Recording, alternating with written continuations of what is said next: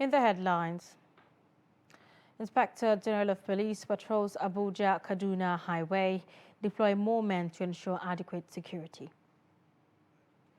Fire got Odoero Plank Market in Lagos, no report of death or casualty. Governor Yahaya Bello declares presidential bid as female aspirant eyes seat. Missile attacks on strategic Black Sea port of Odessa as President Vladimir Zelensky warns Russia is looking to seize southeastern Ukraine. Hello and welcome to Trust TV News Update. I am Zainab Bala.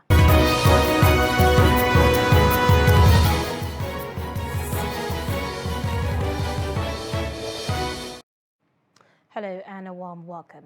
Now, the Inspector General of Police, Usman Al-Ali, has assured of maximum security for engineers carrying out repairs of rail tracks exploded by terrorists during the Monday attack. The IGP gave the assurance while on an on-the-spot assessment of the track attack scene. The report. On the scene of the Monday train attack, IGP Usman Baba Al-Kali says the purpose is to check the deployment made to protect engineers at the site. Check the deployment we had made at the scene of the train accident where repairs is taking place. We have also deployed our men to assist the engineers in taking care of the situation. He says the security will be beefed up along the Abuja-Kaduna Expressway to ensure security of life of those plying the road, since train services have been temporarily suspended. This issue of Kaduna cannot be accessed either by road, by air, or by train. It's not true. The road is safe for motorists to follow, and we'll try our best to keep the road safe. Recently, Kaduna State has become an epicenter of terrorist attack, especially with attacks on airport, train, as well as the discovery of explosive devices at different locations in the state.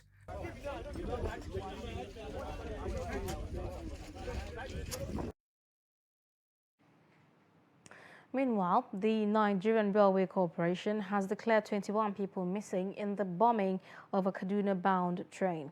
Giving an update on Saturday, Managing Director of the corporation, Engineer Fidet Okiria, confirmed that a total of 362 passengers boarded the ill-fated train. He said while 170 were safe, 21 were missing, but was however silent on the fate of the remaining 171 victims. The Christian Association of Nigeria, CAN, has rejected the plan by Governor Nasir El-Rufai of Kaduna State to bring in foreign mercenaries to help tackle insecurity in the state. In a joint statement on Saturday, CAN chairman in Kaduna, Reverend John Joseph Hayab, urged the federal government to call the governor to order to avoid a bigger problem. Governor El-Rufai, shortly after meeting with President Muhammadu Buhari at the presidential villa, had said that if the federal government failed to address the insecurity problem, governors may bring in foreign mercenaries to end terrorism. He said with the deteriorating security situation, governors will have no choice but to take action to protect the lives and property of their people. But Khan said if any other Nigerians suggest such action in public space, he would have been accused or arrested by the government for undermining the security agencies and the Commander-in-Chief of the Armed Forces. The Nigerian Army has described constant military physical training as a measure that improves mental strength for combating insurgency. General Officer Commanding 3 Division Nigeria Army Just Major General Ali stated this at the closing ceremony of the Corporal and Below 2022 competition held at the 33 Artillery Brigade in Bauchi. Adamu Imam has the details. The General Officer commanding the Operation Safe Haven Jos says they will continue to maintain rigorous training of Army personnel in order to arrest all forms of insurgency in the country. To know their strengths and their weaknesses. And that is what they are going to take home with and how they will perform when they are deployed. I am confident that with these type of trainings and more of it, which our Chief of Army Staff is really behind to see that we get more training, it's going to help us to counter most of the security challenges facing the country. So by God's grace, going ahead, there will be success. People will be able to sleep with their full eyes closed. In his remark, the State Governor Bala Abdul Qadir Muhammad, represented by the Secretary to the State Government, Barrister Ibrahim Kashim, re-echoed the importance of effective synergy between the military and the state authority in the fight against insurgency. Of Nigeria. So it's gladdening to see that the armed forces is training and retraining itself, so it continues to position itself as our number one armed fighting force that will keep the unity and cohesion of Nigeria. They urge participants to see the event as a motivation towards discharging their responsibility of protecting the internal and external security of the country. Adam Imam, Trust TV News, Bauchi.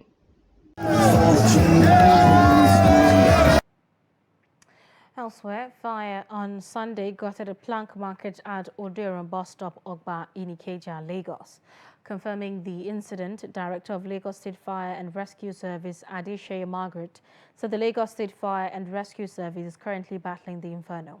She said the incident, which was alleged through the state's command and control portal early Sunday, saw the Ikeja and Alausa fire stations responding with backup from other emergency responders due to the intensity and nature of the combustible materials involved in the fire. Firefighting operations still ongoing without any reported injury or death case thus far. The cause of the fire incident, which started around 3 a.m., couldn't be ascertained as of the time of filing this report. Anambra State Governor Professor Chukwuma Soludo has urged the people of the state to observe a one-day prayer session against the activities of the gunmen terrorizing the state and the southeast region. Speaking at a stakeholders' peace meeting with security chiefs, traditional rulers and religious leaders in Awka, the governor said the prayer session would hold on Monday, April 4, 2022 in churches and other religious worship centers across the state. He said the move is necessary so as to counter the evil effect of the Monday sit-at-home order. Meanwhile, the indigenous people of Biafra has scrapped its Monday sit-at-home directive in the southeast region, saying the development is to embrace peaceful negotiations organized by the Anambra State government. Now, men of the Nigerian police and customs in Katsina State seem to be locked in a crisis of identity of an alleged smuggler. The alleged smuggler, Jelani Suraju Abdulkadir, suspected to be a police officer, was apprehended by operatives of Katsina State Area Office of the Nigeria Customs in possession of 25 bags of foreign rice. At the time of arrest, he was in possession of a police identity card. After operating the suspect, the customs operatives handed him over to police for further investigation, where the two sister agencies are trying to ascertain the suspect's true identity. Abdullahi Yamadi has the details of this report. Journalists earlier on the smuggler Jelani Srajo, suspected to be a police officer, the area controller of the customs service DC Al-Hawada Chedi said the suspect was apprehended in possession of contraband armed with police ID card. The suspect, a suspected police officer with 4 different types of ID cards, ranging from police ID card, 2 stars, Citizen for Peace and First Aid Mission of Nigeria, another ID card, Nigerian Association of Agri-Produce Dealers in partnership with Algon, another ID card, Iman, Federal Representative of Nigerian Task Force, Kaduna State. Upon thorough investigation by the Kaduna State Police Command, it was discovered that the suspect is not a police officer, but an impersonator, and the police ID card in his possession is fake. The Katsina State Police Command wondered why the Katsina Area Command of the Nigeria Customs Service claimed in the press briefing that the suspect arrested by the Nigeria Customs operatives is a police officer without thorough investigation. The Nigerian Customs Service Katsina Area Command handed over to the Katsina State Police Command one Suraju Jelani Abu Abdulkadir. The police said the leadership of the Katsina Area Command of the Nigeria Customs Service ought to have contacted the police on the issue before going to the press. Similarly, the police urged members of the public to disregard the publication and assured that the smuggler is not in any way a police officer and has since been transferred back to the customs office for prosecution. I am from Kaduna State. I used to come to Katsina to buy rice and go to Kaduna just to get something in possession of police ID card. I use this ID card as a means of identification. I present it anywhere I have any problem. Here I am, but I am not in any way a police officer. Abdullahi Ismayamadi, Trust Television News, Katsina. Elsewhere, Governor Yahaya Bello of Kogi State has officially joined the 2023 presidential race. Bello officially declared his intention to run for the presidency on Saturday in Abuja. His declaration lays to rest speculation surrounding him running for the presidency in 2023. Speaking, Senator Jonathan Zwingina described the presidential aspirant as a destabilized Nigerian, stressing that the Nigeria needs Bello as a president. Zwingina noted that the governor uprooted insecurity from Kogi, which would have been breeding ground for kidnapping and banditry.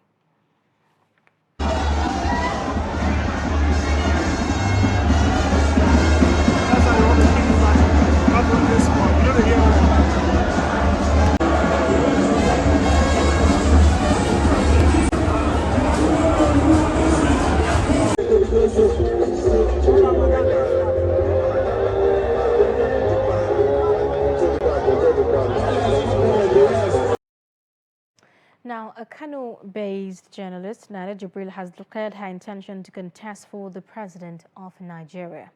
Addressing a news conference, Jibril says her intention is to ensure that every Nigerian is given an opportunity to participate in nation building. Worried by gender inequality among women, she believes that it is high time for Nigerian women, regardless of their political class, to come out and embrace politics.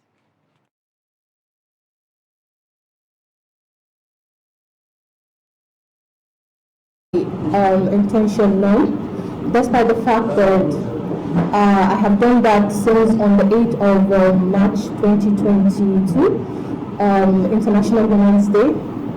I did my speech and I will share the declaration with you so that everybody will go through. I would like to use this opportunity to call on women and youths not just to be voters, but to come out and join politics. And this is the right time for us to come together to salvage Nigeria. There you go. You're watching Trust TV News Update. Coming up. Snake bite cases in Gombe. Details of this story and more after the break. Do stay.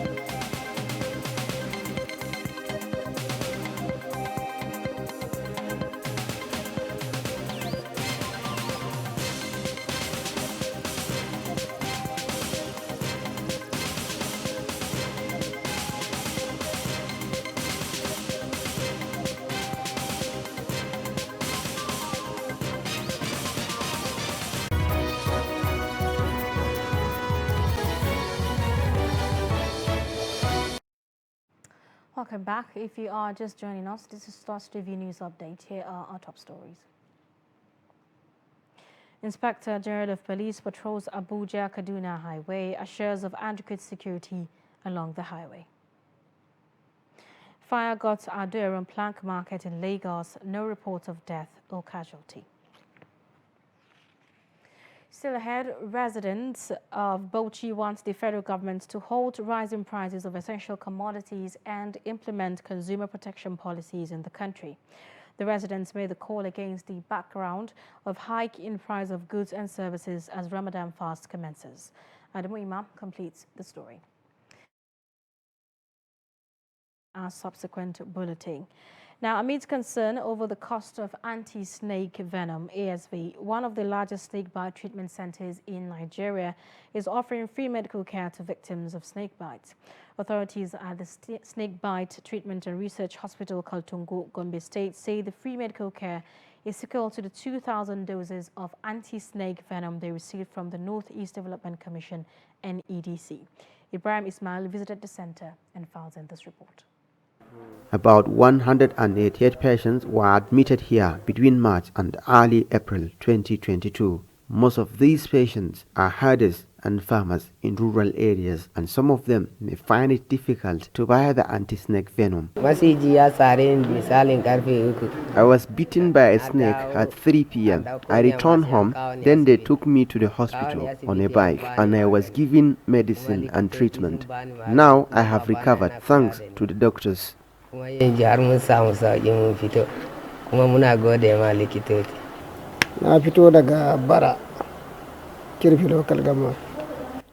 am from Bara, Kirifi local government of Bauchi State. My son was bitten by a snake. We brought him to Kaltungo Hospital. We are lucky. The treatment is free. We are grateful.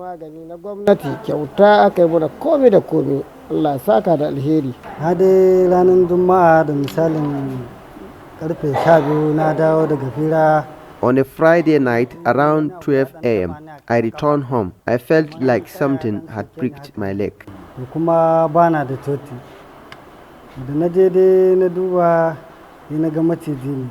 There was no light, but then later I checked, it was a snake, and I was brought here and given free medicine. Now I have recovered. I can even run.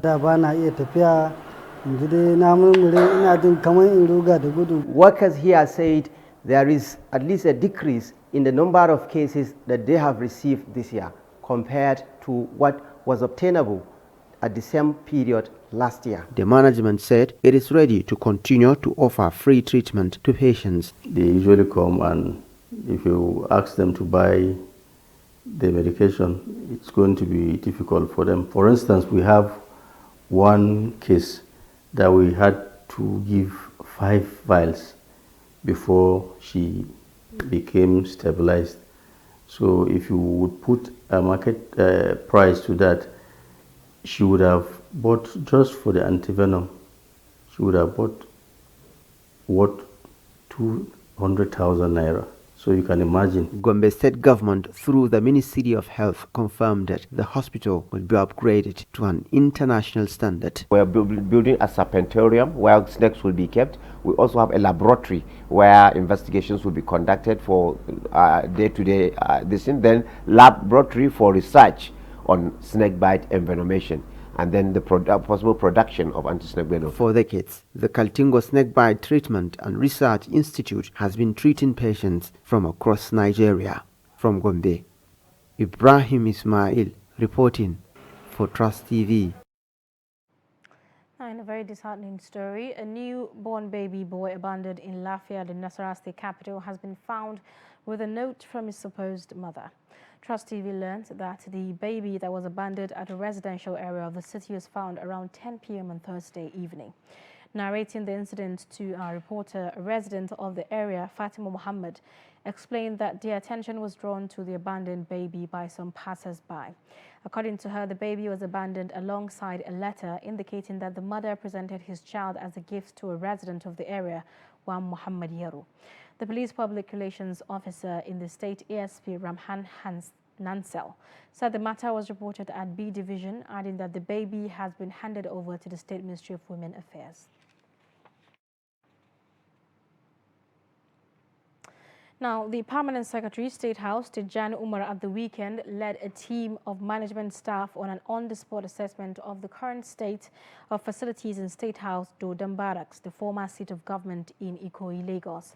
The facility was the official seat of government business under former military heads of state, including Generals Yakubu Gowon, Murtala Mohammed, Olusegun Obasanjo, and Muhammad Buhari, as well as the Supreme Military Headquarters during the Nigerian Civil War.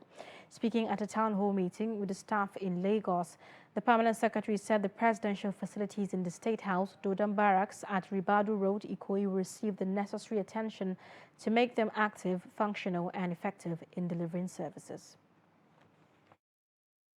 I have received quite, a number of revealing, reports about how we are trying to keep Northern Barracks active and alive, because it's not easy. So we decided also that we would come and interface with you and listen to some of your own problems and some of the problems, with the office, the physical structures. And then we take our notes and begin to put our thinking caps on and then see how we can resolve some of them to make the work environment and the operating environment a little more conducive for all of us, and especially conducive for our principals, so that whenever they come here, they will be very proud.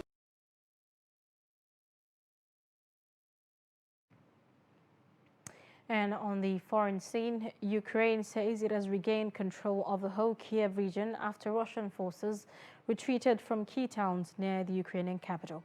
The mayor of Bucha near Kiev says 300 people have been buried in a mass grave in the town, and streets remain littered with bodies of people killed by Russian forces.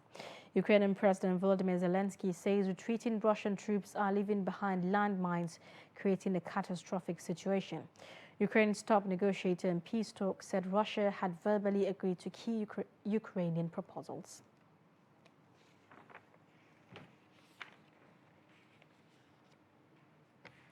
And that's it on news updates. Do not forget to follow us across all our social media platforms. I'm Zainab Bella. See you in a moment.